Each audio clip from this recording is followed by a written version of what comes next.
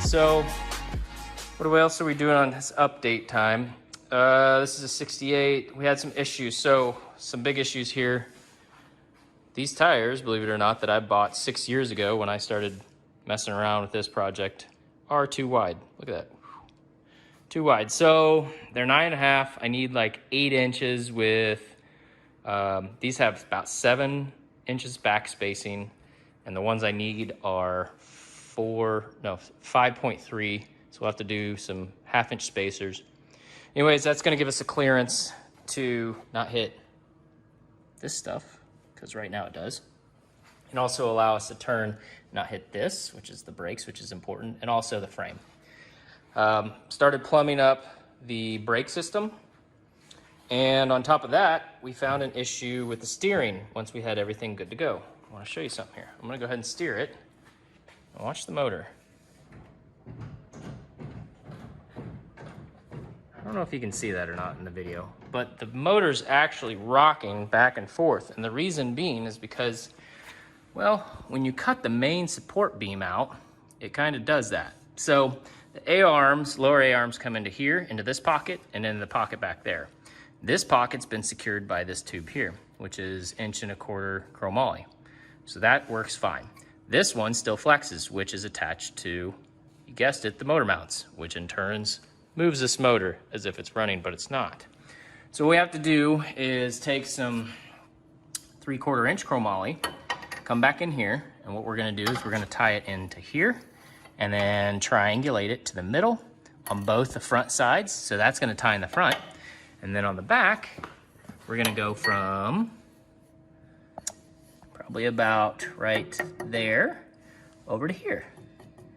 So basically like a double K member almost. And that's, you know, part of doing fabrication work is you don't know what you're gonna run into, and that's what we ran into. So we're moving around it. The other thing we could do is run a hoop on the underside, but that's way too low. So we're already way too low enough with the steering rack that we got in there. And that's just what it is, but we don't wanna go any lower. So stay tuned. I'm gonna do some stuff with this and get that knocked out, and we'll keep moving on this.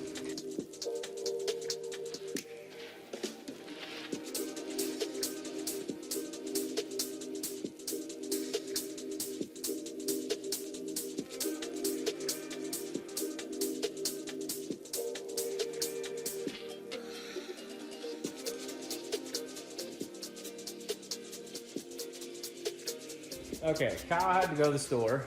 He had to get carb cleaner. If you see back there, he's tearing the transmission apart and putting my guts out of my transmission, out of my 600 for his car that's on the rack. But anyways, I did want to go back through this. Props to Kyle.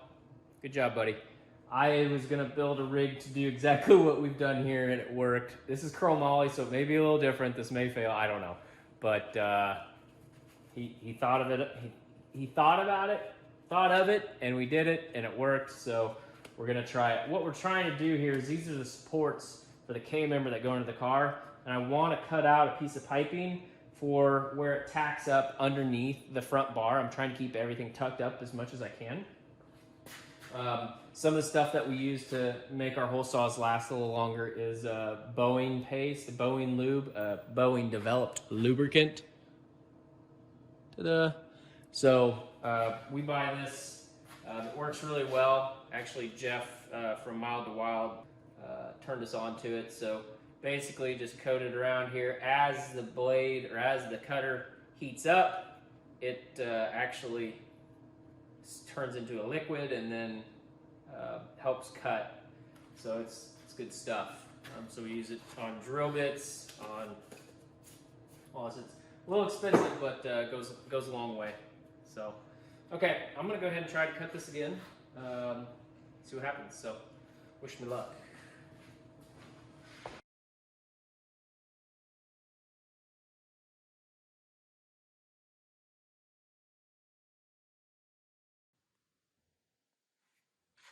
We're gonna conclude this one for the subframe here.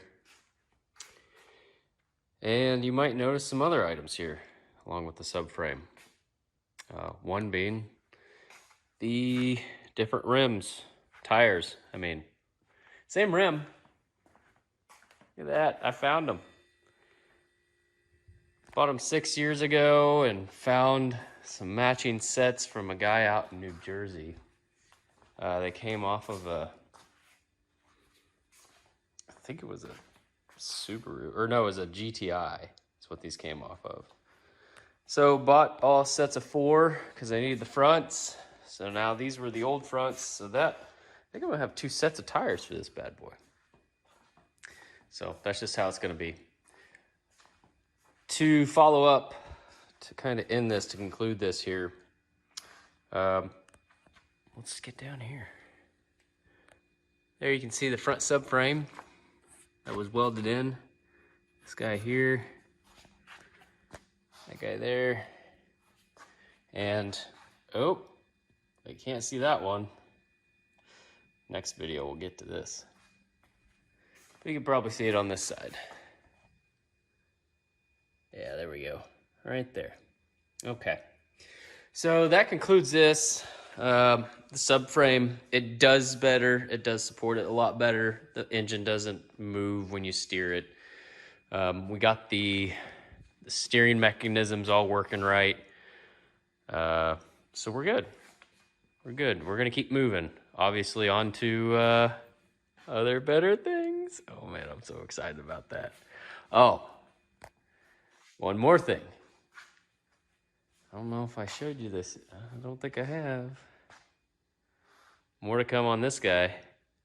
There's a special surprise about this one too. And for those that know these cars or performance modifications, if you know what you're looking for, you've already seen it. You see it right now. But this one's special. So we'll get to that. Anyways. All right. Sorry it's taking me so long again, but we're moving. Till next time. See ya.